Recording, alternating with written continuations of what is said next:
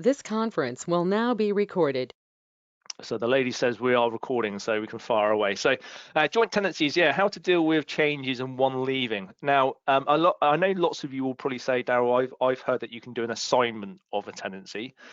You can do in most cases for some, well, you can do for most cases where you're assigning the whole of the tenancy.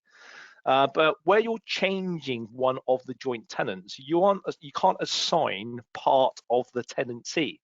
So therefore, the way that you'll see what I'm talking about today, the only belt and braces way of doing this is by treating the whole tenancy as a brand new tenancy, which I fully accept is somewhat difficult if you've got tenants already in situ. But from a compliance and legal perspective, that makes sure if you treat it as a brand new tenancy, that makes sure that you are complying. So if you ever have to serve a Section 21 notice, if you ever have to serve a Section 8 notice, if you ever have to serve, or if you're ever proposing to deduct from someone's deposit, that gives you the best opportunity of making sure you're doing that correctly. Because don't forget, these are the things that will happen that you may do to a tenant, or you might serve notice on a tenant, you may try and deduct from their deposit. And these are the things that I will try and pick up as a compliance officer, or if I was working for Shelter or CAOB, I would pick up and say, you didn't do this correctly as a landlord, or your letting agent didn't do it correctly, and therefore you can't do X, Y, and Z. So it's only really until the latter stages that you'll find out if you've done something incorrect in the first place. So as you'll see in the first example, when you are changing one of the joint tenants during a fixed term, or even a periodic term to a certain extent, you've got to treat it as a brand new tenancy. So we'll look at the two examples. So the first one will be is what happens if I'm trying to change a joint tenant during the fixed term. So I'm trying to change one. So one of the joint tenants has come to me and said, look, I want Mr. Landlord or Mrs. Letting Agent, whoever it's going to be, my circumstances have changed. I want to leave the property now. Can you find, or can we find a new person, or can we draw up a new agreement? And they're the things that we'll look at in relation to what you should be doing to protect yourself to the best of your ability as a landlord or letting agent. Then we'll talk about the second part to it, is just talking about what happens during a periodic term. So if the tenant serves notice, or if one of the tenants wants to change during a periodic term, what are your options as a landlord? And they're slightly different to the fixed term. I think someone's just joined. I'll have to mute you again, hopefully. Yep, okay. When people come in and out of the webinar, sometimes they get unmuted by default. So sometimes we get some background noise, hence why I have to mute you again. So in terms of, we'll look at the periodic term. So what are the issues that surround the periodic term in relation to what a letting agent or landlord need to do? Then, as always, with all my courses, I'll saying, look, this is what the law says, but this is probably what will happen in reality. So as we know, there's a world of difference sometimes between what the law says you should be doing as a landlord or a letting agent and what happens in reality. So I'm sure some of you will make comments about it. This is what we did. This is what the law may have said, but this is what we did as a landlord or a letting agent to make things go smoother.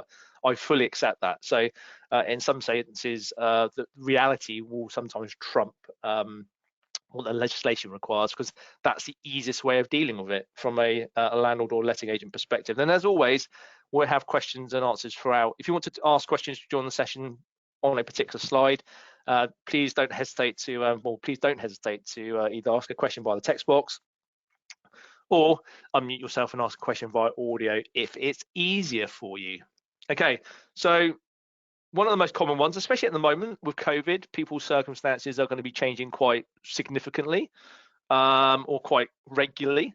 So if I have a 6-month tenancy, let's take a very simple example. I have a 6-month tenancy, and halfway through that 6-month tenancy, there's a boyfriend and a girlfriend in the property, and they split up. So they fall out, their relationship breaks down, and one of them wants to leave. So the boyfriend and girlfriend, one of them comes to you and says, look, Mr. and Mrs. Landlord, my circumstances have changed, or our circumstances have changed as a couple, and one of us wants to leave. Can we come off the tenancy? Legally, you can very clearly say no, because you've agreed a 6-month fixed term, so therefore you're obligated to see out the contractual period that you've agreed, which is very simplistic, and I think most of you would understand that. I fully accept probably in reality you would try, as probably a good letting agent or landlord, to see if you can come to some arrangement about how you feel that should progress. So you could say to them, look, okay, I'm not going to allow you the tenancy to end, which is your prerogative.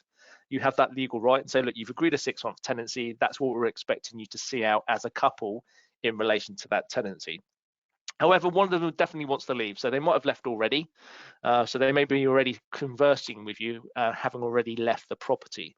So you could say to them, fine, we won't allow you to come off the tenancy. You're still contractually obligated to that tenancy.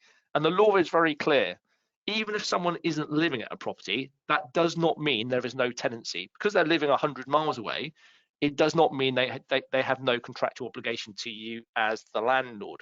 So the obligation to pay rent, the obligation to keep the property in a tenant-like condition, they still all apply as a tenant, even though that tenant may no longer be living at that property. So another way of potentially doing it, saying, fine, okay, I understand you want to leave, and what I'm happy to do is allow you to take in a lodger. So that lodger, or a permitted occupier, as some of you may be more familiar with, that lodger would then contribute towards the rent of the person that may have moved out, or the tenant that's moved out. The tenant is still liable jointly and severally with the other tenant. Even though they're not living there, they still have that obligation to pay rent. But maybe allowing a lodger who would be given permission to live there by the tenant who's left would be one way of dealing with it financially. So you can allow that if you want to. That lodger has no legal rights beyond what's been given to them by the tenant. So that lodger could be removed quite easily by either tenant if they did not get on. So if the remaining tenant didn't get on with the permitted occupier, then that remaining tenant has the legal right to remove that permitted occupier quite simply. They could almost change the locks and throw their possessions out onto the front lawn if they wanted to, because that lodger has no protection from eviction under the Protection from Eviction Act 1977, to get my wording right. So that's one way you could potentially help the tenants out as well. So you could say to them, look, I'm not prepared to allow you to end this tenancy now as a joint tenancy. What I am prepared to do as a landlord, as a letting agent, is allow you to find a lodger, and that lodger would be deemed to be a permitted occupier, but they would have a contractual relationship with the tenants to pay them for the use of that room. So that basically the tenant then becomes a resident landlord with that lodger. So that lodger has a contractual relationship with the remaining tenant, or the remaining two tenants, shall I say, and they would be defined as a lodger. So they could obviously then just rent a room off that particular set of tenants. That's one way of trying to help them out as well, if you wanted to do so. And obviously, there's an agreement to the swap. So you can actually say, okay, we're happy to do it. I'm happy to end the tenancy now. I'm happy to put it into the name of the remaining tenant in their sole name, if that's what all parties agree. So if I wanted to end that tenancy halfway through a 6-month period, I can do so long as all parties agree. So both of the tenants agree, and I agree as the landlord. If that's all been agreed, then I can agree for that tenancy to be given to the remaining tenant in their sole name. Obviously, from a landlord perspective, that gives you less protection potentially. You've only got one person there earning money, etc. So you may not like that option for you, but that's certainly an option if that's the way they want to go. I mean, if the person who's remaining is the sole breadwinner, then that may be fine with you as a landlord. Obviously, there's another way of doing it, which is allowing someone to swap. So you can swap the other person and say, okay, fine, I found another person who's prepared to go on as the other joint tenant, and that's probably going to be the most common way of doing it. So, okay, I'm happy for you to leave, I'm happy to end this tenancy, so long as you find a suitable person to replace the other tenant who's leaving. So long as that person references okay, I'm happy to draw up a brand new tenancy thereafter. And what I would certainly do is, as you'll see on the next few slides, I would treat that as a brand new tenancy. So some people will say to me, Daryl, can we do an assignment? Can we assign the tenancy from that one of the joint tenants to another joint tenant, or the incoming new joint tenant? I don't believe legally you can do that. I fully accept there are some people who will say that you can do that. My argument is that a joint tenancy is one person or one party. You can't assign part of that whole person or whole party. So therefore, the only way of doing it is ending that one tenancy and then creating a brand new tenancy on its own, which I fully accept is a bit more complicated, because you actually haven't got people moving in and moving out physically. You may have one of them moving in and out physically, but you haven't got someone moving all their furniture out and moving back in again. So That's the way I treat it, and that's why I think it's really important you understand that I treat it as a brand new tenancy, and I go through all the processes that come with a new tenancy being created. And you'll see those on the next few slides, just to reiterate the importance of doing it. Because if I believe if you don't do it that way, then potentially, if you ever went to serve a Section 21, you could end up with the court saying, actually, you didn't serve A, B, and C. Or if you're trying to deduct from the deposit, I would see potentially the deposit schemes or the tenant arguing, actually, you can't do that because the inventory that you had originally doesn't relate to my tenancy, which I started maybe 6 months after that original inventory was completed. So there are a number of complications or potential ambiguities that can potentially happen, which from my own perspective, I think you need to cover yourself by treating it as a brand new tenancy. You'll see that on the next few slides in relation to what I'm saying and what you need to do. So if you're swapping, if you're changing one of the tenants, so if you're allowing one of the joint tenants to change, or potentially if they're all leaving and you're getting brand new tenants in, just treat it as a brand new tenancy, obviously, and go through the whole process in terms of your compliance obligations.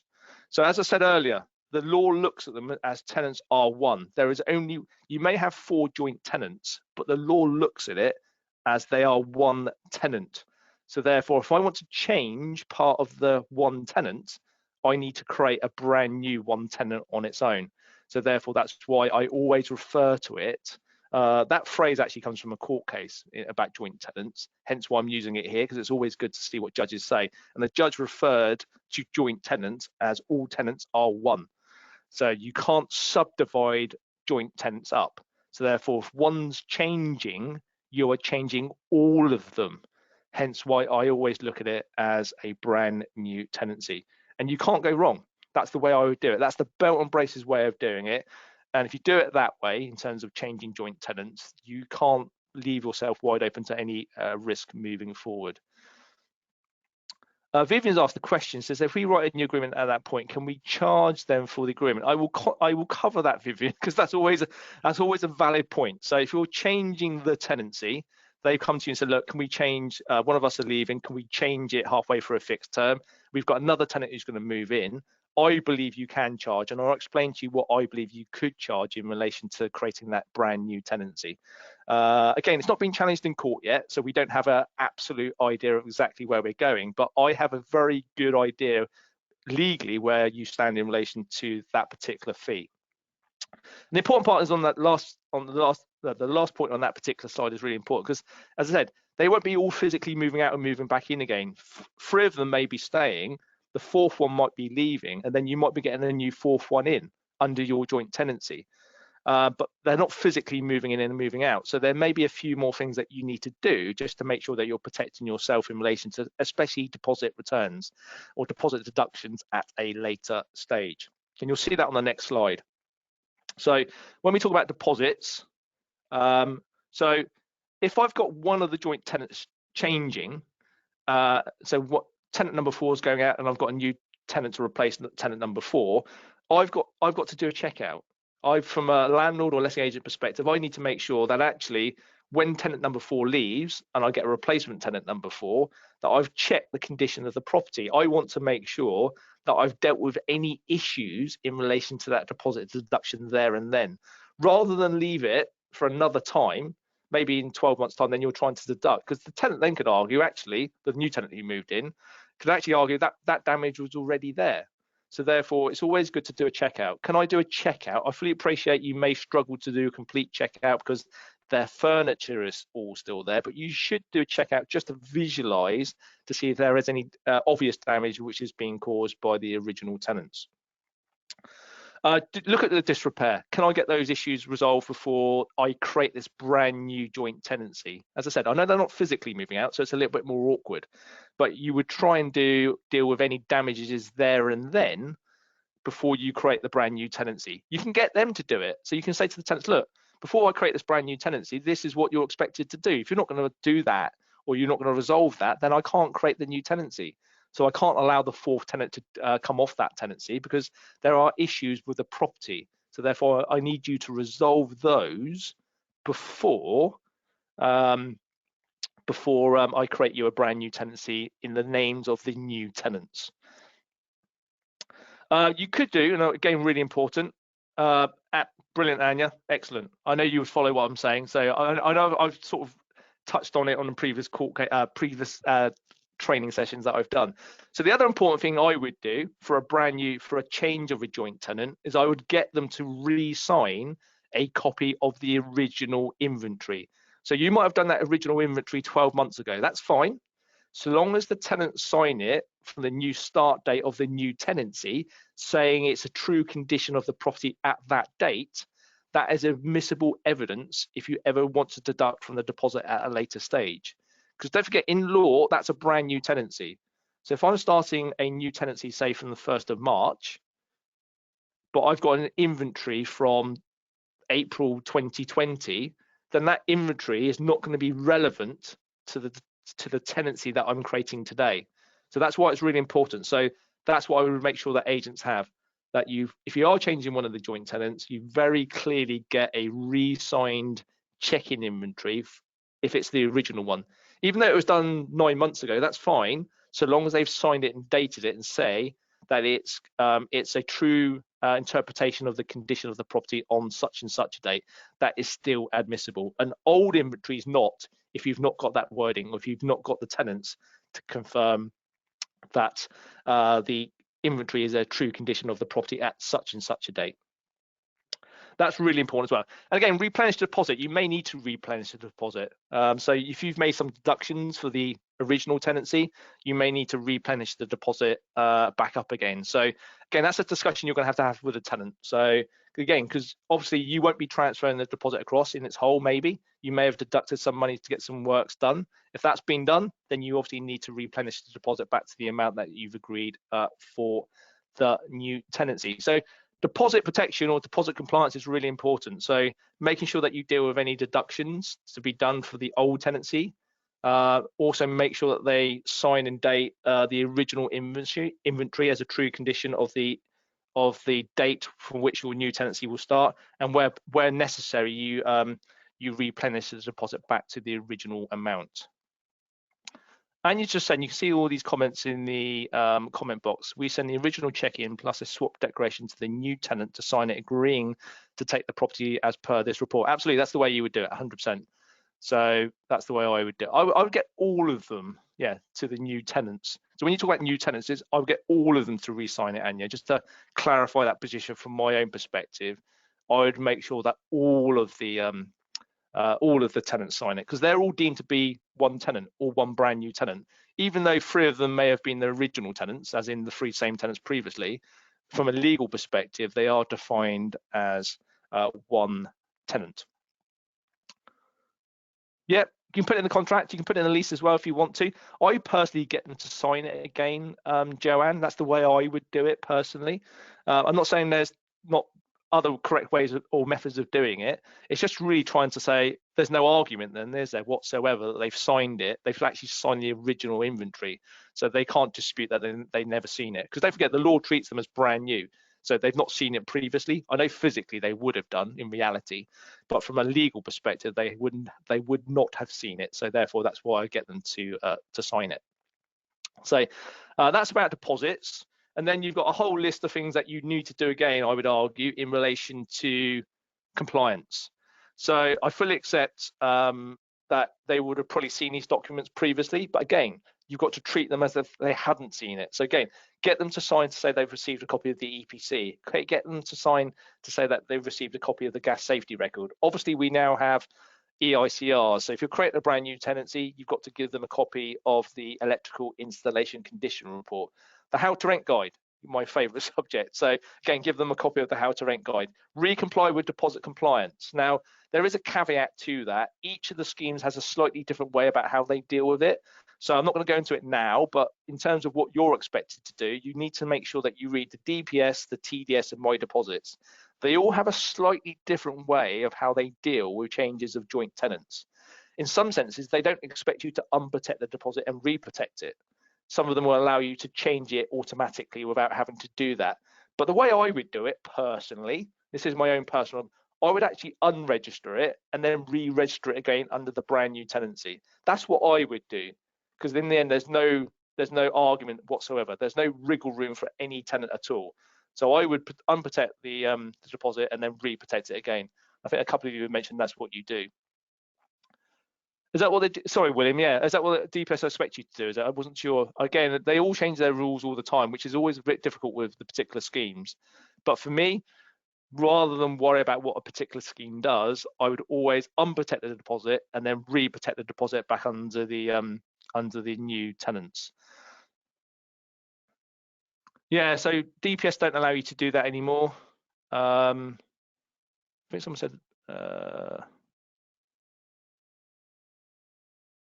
yeah, no, I appreciate that. Vivian, again, I think my deposits allow you to change it without it being re-registered. Is that correct? I think that's the way that my deposits do it. So I fully accept what you're saying, that if you did that with my deposits, you would have to pay another fee. All I would probably say to that, Vivian, is there are plenty of schemes out there that do it for free anyway. So custodial wise, so I understand what you're saying regarding having to pay another fee, but that's just the way I would do it personally, just for my own benefit, just to make sure that I'm belt and braces. That's the way I would do it. Obviously, it's easy for me to say it because I'm not paying another fee, but that's the way I would do it, just to protect myself moving forward. For those that use the TDS, Anya's just said, on TDS, we provide the new prescribed information and amend the registration on the system, changing the same. Yeah, I mean, with the TDS, because it's an insured scheme, it's relatively straightforward, isn't it, with yourselves, Anya? So yeah, just you just change it on the system, and then it gives them new prescribed information, which is really important as well. So as I said earlier, I treat it as a brand new tenancy. So I reissue everything again just to cover myself, even though they may have originally received it 6 months ago, because the law sees them as brand new tenants. That's what I would do to protect myself. So EPC, gas safety, EICR, how to rent guide, deposit compliance, really important, prescribed information, the scheme leaflet. The Section 21 restrictions, I would say, apply. So in terms of the first 4 months, you can't serve a Section 21 in the first 4 months. I would argue that reapplies because they are deemed to be brand new tenants. I don't have any legal case law to back me up on that one, but I would argue if it's seen as a brand new tenancy, then the restrictions under Section 21 apply. But don't forget that only applies to the first ever agreement. So that you can't serve it in the first 4 months. Only applies to the first ever tenancy, which I believe if you change one of the tenants, that is deemed to be the first ever tenancy. That would be my argument. I fully accept I could be completely wrong, but I would personally not want to test it in court. So I think you are restricted by the first 4 months. When you say remaining tenants, Taz just mentioned about guarantors. So the thing about the guarantors, I think you would have to re-sign all your guarantors up again, Taz, because the guarantors were guaranteeing the original tenancy. They weren't guaranteeing this particular tenancy, which is a change of tenants or change of sets of tenants. So I would argue, again, to make sure that you've got the best chance of claiming back from those guarantors, if you change one of the joint tenants, in law it's a brand new tenancy. So therefore, you would have to re-sign all the guarantors up again. That's the way I would look at it from a belt and braces perspective, which I fully appreciate gives you loads more work, Taz. I understand that, especially if you've got 4 or 5 tenants on there. I accept that as well. But in the end, that's just the only way of doing it. The way lots of people say to me about assignment, can we assign a joint tenancy? I don't believe you can. But I fully accept that lots of people have done it and there's been no problem because no one's been taken to court. It's just the lazy way of doing it, if I'm being completely honest, because in the end, you don't have to do all this work. Hence why when I go onto the tenant fee structure, I believe you can charge quite a large sum of money for this, and I'll explain why potentially. Not a huge amount of money, but I think you can charge a fair fee for doing this beyond what the tenant fee ban restricts you in relation to the £50. So guarantors are really important. If you've got guarantors, then again, I would just make sure that I've re-signed all my guarantors up in relation to the new tenancy itself. So feeding into the tenant fee situation. So this is my take on it. And I've had discussions with Bristol Council. So Bristol Council are the lead authority in relation to tenant fees. Now, I've had a number of discussions with them about it. that they've said they're not prepared to take this to court. So they're not at the moment prepared to say what I'm going to explain to you. They think it's within the remit of the Tenant Fee Act. So at the moment, unless they get a whole stream of complaints, they're not prepared to say that I'm wrong in what I'm suggesting. They're not saying that I'm right. They're just saying that I'm not wrong, if that makes any sense. They're not prepared to take it to court, which I assume they wouldn't be. So if you're changing one of the joint tenants, I argue that is surrendering one tenancy early and you're creating a new tenancy. So therefore, it's not a swap of tenant in relation to what the Tenant Fee Act says. It's actually you're ending one tenancy and you're creating a brand new tenancy. So therefore, what am I entitled to as a landlord or agent in relation to my costs? And I would argue it's beyond the £50 which the Tenant Fee Act says you're allowed to charge in relation to a tenant swap. It's a surrender and a new grant of a tenancy. So therefore, under the Tenant Fee Act, I believe as a letting agent, you are allowed to charge £50 for drawing up the agreements in relation to surrendering one tenancy. You've got to draw up a surrender document to say, this is how we're going to surrender this particular tenancy. And then the landlord is allowed to claim their reimbursement of costs. So if they were using a letting agent, for example, so if the landlord was using a letting agent, that letting agent may charge them for a relet. They might charge £500 for a relet. Now, the landlord would pay that £500 to the agent, and they would then be able to reclaim it back from the tenants, because that's what you're allowed to do under surrender and granting of a new tenancy under the Tenant Fee Act. So I would argue that the letting agent can charge their fee in relation to drawing up the surrender document. Then the agent can then charge the landlord their relet fee, and that landlord is then allowed to reclaim that relet fee back from the tenants and saying, I will agree to the tenant swap or the changes of the joint tenant. There is a £50 fee for surrendering, or there's a £50 fee that my agent will charge in relation to surrendering the tenancy. But then I will also charge you as the landlord the charges that I'm being made by the letting agent in relation to reletting that property, because they've got to reserve all the documents again, they've got to deal with the deposit again, etc., etc., etc. So there is quite a lot of work that a letting agent would need to undertake in relation to re-granting that new tenancy. They may have to do referencing again, they might have to chase guarantors again. That's a lot of work for an agent to be doing for no money. So that's why I believe under surrender you're allowed to charge reasonable fees, and that would also include, from my own perspective, the letting fee that's a letting agent may charge the landlord, if that makes sense. Hopefully that makes sense in terms of the tenant fee. So I don't think you're restricted. I think you're only restricted by the fees being reasonable. So long as you can prove that those fees have been incurred, then I would argue that you are allowed to charge them. So as a landlord, I would be saying, I'm not going to agree to, I will only agree to the joint tenancy change, because it's a brand new tenancy, if you as the tenants pay me X, Y, and Z. And so long as you can justify those fees are, I believe, will be applicable under the Tenant Fee Act. And as I said, I've had quite long conversations with Bristol City Council over this, and hopefully I've moved them to my understanding of that.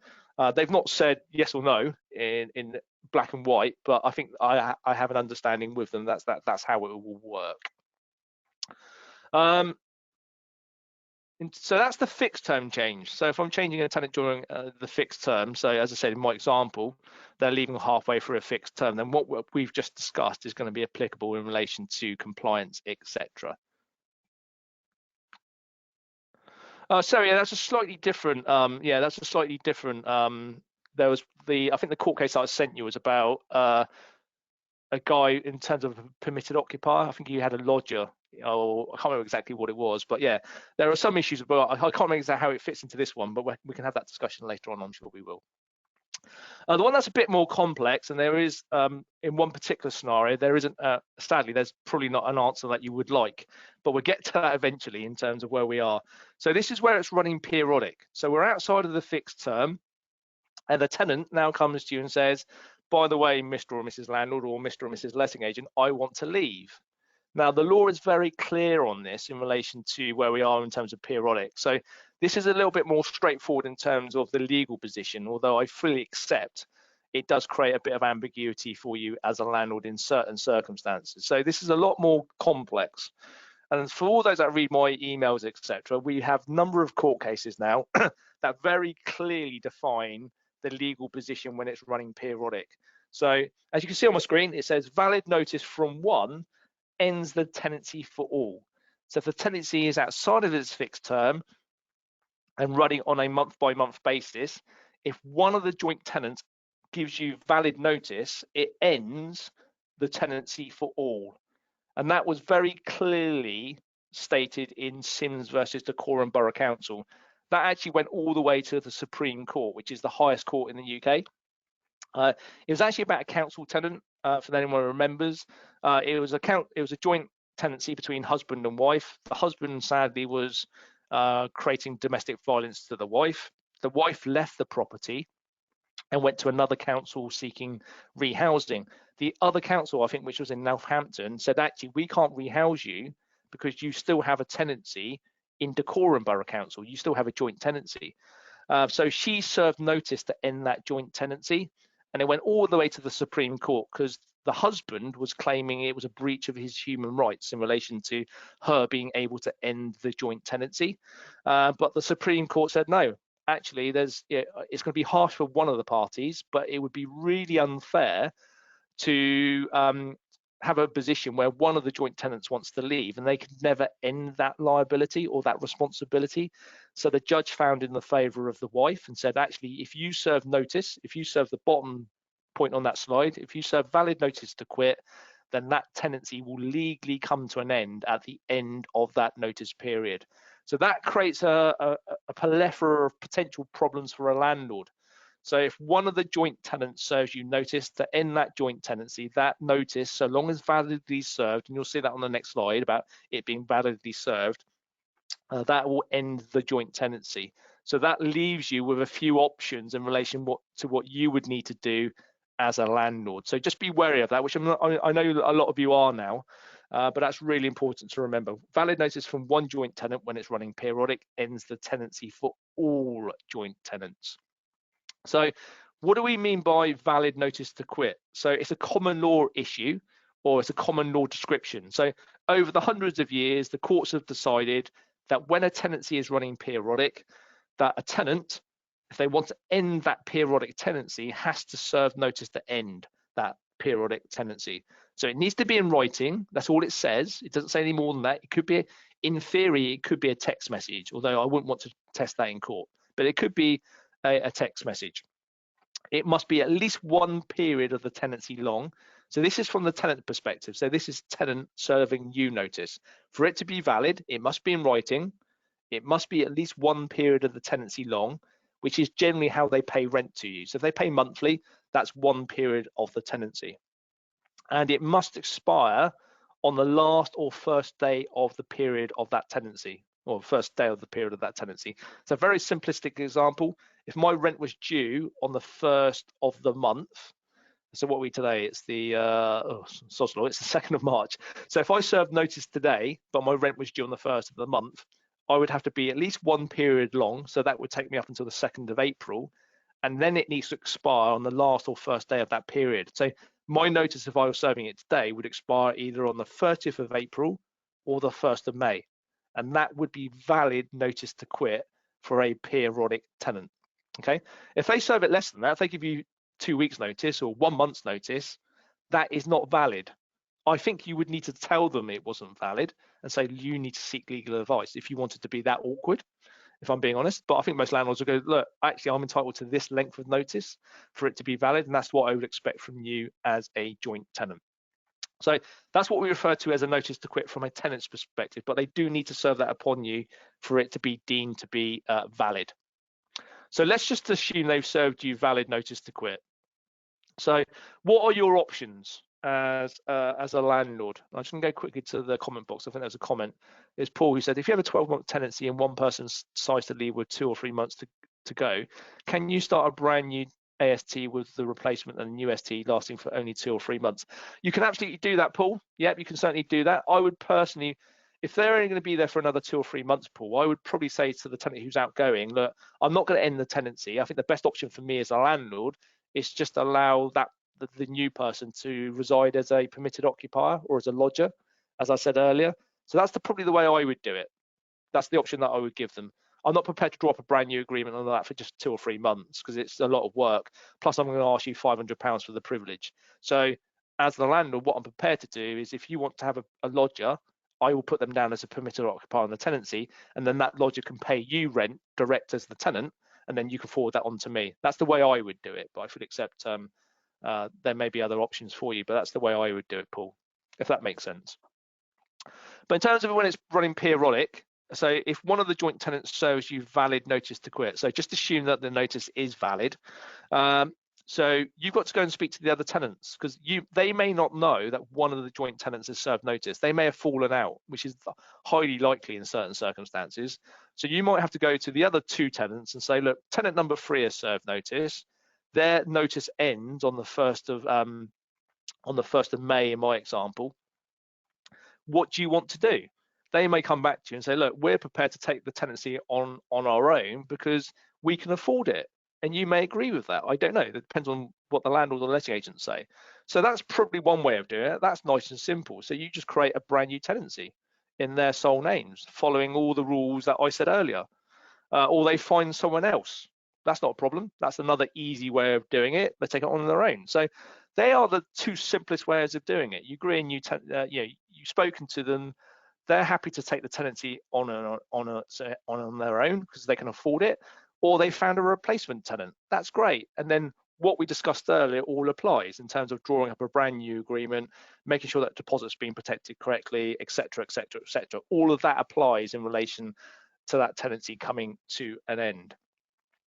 So that particular slide is pretty straightforward. So you would just pretty much treat it as the previous section in relation to creating a brand new tenancy, dealing with a deposit return, relodging the deposit if that's the way you want to go, getting a new inventory drawn up or re-signed as saying it's a true condition of the date in the future for which the new tenancy will start. That's nice and simple, so long as you're able to speak to the other tenants. Obviously, in some occasions, that may not be possible. They may have fallen out to such an extent they're not speaking to each other whatsoever. They're both going to be really awkward, or one of them just sits there and doesn't respond to you, which is the other issue, sadly. That other person sticks their head in the sand and says, I'm not going to deal with this at all. So stuff you, Mr. Landlord or Mr. Letting Agent. I'm just going to sit here. And that's probably where the complexity lies. And there is no simple answer to this one, sadly. The law has tried to deal with it, but it can't really because it's quite an awkward one to deal with. So if you go and speak to the other tenant and they say, look, I'm not leaving, or they don't respond to you, that tenancy comes to an end when that notice to quit served from the other joint tenant expires. So in my example, mine expires on the 1st of May. So there's me and a friend in a property. My friend serves, or my ex-friend now serves notice to quit to you as a landlord. It expires on the 1st of May 2021. We are now on the 2nd of May 2021. And you say to me, Daryl, what are you doing? And I don't say anything to you at all. That tenancy comes to an end, but the person, me, I am still an occupier. So I have protection from eviction. So the Protection from Eviction Act 1977 doesn't just apply to tenants, it also applies to all residential occupiers. And the law refers to me, and I think you might have heard me say this before, it refers to me as a tolerated trespasser. It's quite a fancy name, actually, a tolerated trespasser. That's what they refer to me in the law. So I'm no longer a tenant, but I am a residential occupier. And the law refers to me as a tolerated trespasser. So the only way of getting rid of me as the tolerated trespasser is going to court, sadly. So, but I want to live there. So I'm not responding to any of your letters or phone calls or emails, but I send you the rent by direct debit or standing order. Now, I would class it as rent, but when you receipt it, you don't receipt it as rent because rent is only payable by a tenant. And I am no longer a tenant, or you don't want to class me as a tenant, because if you start classing me as a tenant, you might create a tenancy by default. So you always want to refer to me as a tolerated trespasser. You always want to refer to any money that I pay as means profits, or as some people may call it, damages for use and occupation. So you never want to refer to it as rent because you don't want to be seen by default to create a brand new tenancy, because I assume you want to get rid of me because I might be troublesome, I might not be paying all the rent, I don't know. But there may be certain circumstances where you don't want me to remain as the tenant or even an occupier. So you need to take possession action, and this is where it's a bit more complicated. So you may have served a Section 8, you may have served a Section 21, you can still potentially utilise those notices if you wish. You can actually go to court under the tenant's notice. So my friend who served you a valid notice to quit, that notice is actually valid in law. That ends the tenancy legally. So actually you could take that notice and you could start court proceedings with that notice. You don't need a Section 8, you don't need a Section 21. You could actually take court action against me or possession proceedings against me on that notice that my friend has, or my ex-friend has served. Now, all I can really say from my own experience, and this comes into the reality scenario, is that I've never ever seen any person take a tenant or occupier to court under a notice to quit. I'm not saying it can't be done, but I would certainly say if you are going to go down that route, which you may want to, because that's the quickest way of doing it, that you seek the advice of a solicitor, because a solicitor would be the best person to deal with that particular possession route. I've never done it myself. I don't know if anyone on this particular course has done it, but I've never seen anyone do it. I'm not saying it hasn't been done.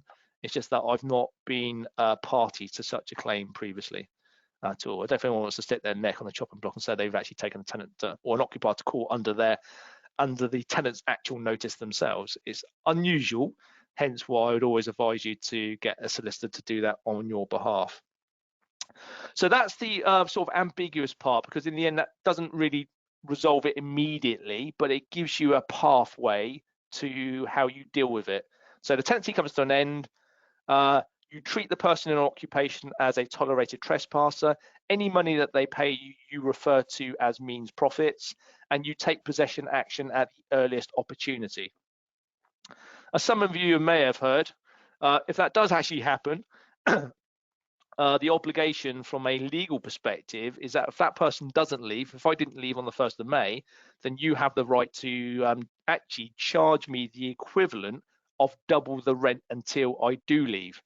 And as for those that have taken very close notice at my training courses, that would be found under the Distress of Rents Act 1737. Still very applicable to today. The Distress of Rents Act 1737 applies in that case. There's a recent county court case that a colleague of mine has gone through where he actually got a judgment against a guarantor on the basis of that piece of legislation from 1737. So it equally applies today. If you get a chance to read it, it's in very old language, obviously, but actually it makes perfect sense. When you read it, you go, oh, yeah, I know what that means now. But so just be wary of the old language that is used. So you could actually charge them the equivalent of double the rent until such a time that they do leave. So that's quite a good one to have, especially if you've got guarantors in that relation and a tenant doesn't leave, or an occupier doesn't leave, as I refer to them as. As I said, it is complicated. So as you'll be aware, it is a complicated situation. So hopefully in most cases you've dealt with it before it gets to that position. But if you've got a uncooperative remaining occupier, then this particular slide here is the slide that you need to follow in relation to getting possession back, if that helps, hopefully. And then the last slide, just in relation to the deposit return, because it's the Distress of Rents Act 1737, Chase Apartments, if you've got that. It's a long way to London for my internet to go, but yeah, it's the Distress of Rents Act 1737. If you read it, it actually makes perfect sense, hopefully. It's old language, don't forget. Just to make you aware, because obviously the actual tenant who gave you notice will come back to you and say, well, I want my deposit back, which is probably a reasonable expectation. They've served you valid notice. Even though you haven't got vacant possession back, they're expecting the deposit back, which I accept is a reasonable expectation. However, you would just say, look, I can't do a checkout because I can't get in to do a checkout. So at the moment, I can't return your deposit or your portion of the deposit because I'm not able to get into the property to undertake a checkout report. So that would be my defense to them, say, look, until the other person physically leaves the property, I'm not able to conduct a checkout. And until I'm able to conduct a checkout, I can't deal with the deposit return. So that's what you need to be mindful of. And again, as always, make sure that you read the particular deposit scheme rules in relation to how long you can hold a deposit. Because if that goes on for too long, then I think the deposit schemes may find in favour of the remaining tenant. There's lots of information on the deposit websites about lead tenants. Who you put down as lead tenant will have a great influence on how you return the deposits. So again, just make sure you're fully aware of who you're not notifying, who you're deciding to be the lead tenant, if that makes any sense to you, because they're the person that the deposit schemes will deal with. So just make you aware of that. So that's a deposit return, but the main thing from that particular slide is that obviously you can't deal with a deposit return if there is still a person in situ, because you'll be unable to conduct a checkout. I'm slightly over time on that one, so apologies. I only did 12 or 13 slides, but I started going off on a tangent on some of the slides, so apologies. But hopefully that's been helpful in relation to how you deal with the changes of joint tenants during the fixed term, which is relatively straightforward, I would say. So long as you treat it as a brand new tenancy, that shouldn't be a major issue. The complexity and the ambiguity becomes when one of the joint tenants serves notice during a periodic term, because that does end the tenancy. What you need to be doing is being proactive with the other tenants, and hopefully you can deal with that quite quickly.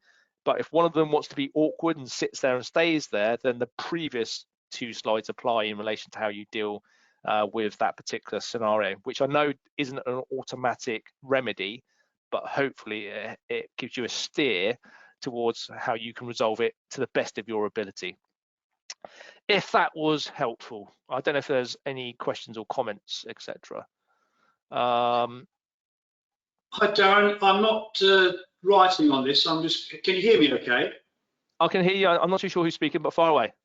It's Paul Rowland, Darren. Hi, Paul. Yeah, far away. Just a quick one. I asked you the question about the change of the AST with 2 to 3 months to go, and you said yes. turning in as a lodger. In that instance, who is responsible if there's damage, if that lodger damages the property or some part of the communal area? Who is responsible for that? Is it the person that's left, or how does that work? It's the responsibility of the joint tenants as a whole. So it's not just the person who's left, it's the person's. I mean, there might be an informal agreement between them, that's how they deal with it, but from a contractual perspective, and what you're looking for is that is liable to be remedied by all the joint tenants. So okay, the lodger, the person who is coming into the property as the lodger could actually walk out, cause the damage, and not pay anything. Yeah, absolutely. But it's obviously it might be obviously that there's more than likely they're going to know the people in the flat, and it's down to the people in the property to make sure that they choose a lodger who is going to be considerate to their needs. So yeah, it's down to them. I mean, they don't have to agree to the lodger, but if they do agree to the lodger, then they've got to accept that if that lodger does cause damage, then they're responsible as the tenants, that is. Okay, one more question which I had from a tenant of mine at the moment who's going into coincidentally a new tenancy, but this cropped up yesterday, and I thought I'd raise this, see what your thoughts were. She's they're a group of 4 people, students, and one person is leaving. They found a replacement who they don't know, but the agent has said this, and I'll read it to you, extracting the names out. I'm writing to confirm that the existing tenancy agreement will not be amended or surrendered. The landlord gives permission that XYZ is considered a permitted occupier of XYZ place and has the right to reside in the property on behalf of XYZ as per the contractual terms in the agreement dated XYZ, provided the total occupancy does not exceed the amount that it's stipulated. The landlord also gives permission that a quarter of the total monthly rent can be paid in line with the existing tenancy agreement from the person who's replacing the person who is that name. Now, the issue here, which I couldn't get my head around, is the tenancy doesn't start until August of this year for another 12 months ahead. So for me, when she came to me and I said, well, you've got to get a brand new tenancy off your agent. That, to me, is very woolly, and it leaves them exposed if, in case that new person coming in causes any damage or doesn't pay the rent, they're all liable for it. Am I right or wrong? Yeah, I think you are right. I mean, I think where they've got plenty of time to set up a brand new tenancy, that's what they should do. Yes, absolutely. So they can surrender the current tenancy and create a brand new one. I just think the agent, I understand why the agent doesn't want to do the work, because in theory they're not getting paid for it. So they want to do as least work as possible. I understand that. But yeah, I think from your perspective, yeah, I would be saying exactly what you said. I would be saying this. It depends on what the outgoing tenant wants. If they want to pay £500 or £600 to get rid of their liability completely, then that's what I would say an agent should charge them. So yeah, I totally agree. I totally agree. A brand new tenancy should be created in that instance where it doesn't start until September, I think you said. So Yeah. I would totally agree with that. It's just obviously the agent doesn't want to do the work, and the tenant at the moment, I assume, doesn't want to pay a fee for it. So if the tenant was prepared to pay, they actually volunteered to pay. Yeah, it makes no sense to me then. It makes no sense to me. If she's prepared to pay it, then it makes no sense to me why that would be the response from the agent in relation to the email that you've just read out, Paul. Okay, thanks for that. I don't know if there's any other questions. I don't think there are. I'm not too sure if I've confused everyone even more than they've been confused on joint tenancies already. Hopefully not. Sarah just mentioned at the very end, we asked the leaving tenant to sort out the deposit with the one staying, and right to say that they relinquish any hold on the deposit as this has been done. Yeah, I personally don't want to involve. Yeah, I try not to have that informal arrangement between them. I just try and do it if it's a brand new tenancy, so I deal with it in the sense that I collect, I as the agent or the landlord, I collect the money accordingly. When you start saying they've got to give it to someone else when they've left and all that type of stuff, I think that potentially leads to problems, Sarah. So I would probably stay clear of that myself. But I fully accept you've probably done it without a problem in the last God knows how many years. So I fully accept that might be the case as well. There aren't any more questions, and I know it's coming up to 1 o'clock, so people are desperate to get some lunch etc. So this is the last webinar I'm doing before the Easter break. So there'll be a new set of webinars after Easter, depending on how quickly we lock down. If the pubs are all open after Easter, there's probably going to be no webinars whatsoever. So well, let's see what happens. Can I all wish you a great rest of the day, and hopefully I'll speak to you and see you soon. Don't forget, this will be uploaded to my YouTube channel, or for MPO members, I think a dealer will be sending it to you direct. Otherwise, have a great day, and I will see you soon. Bye.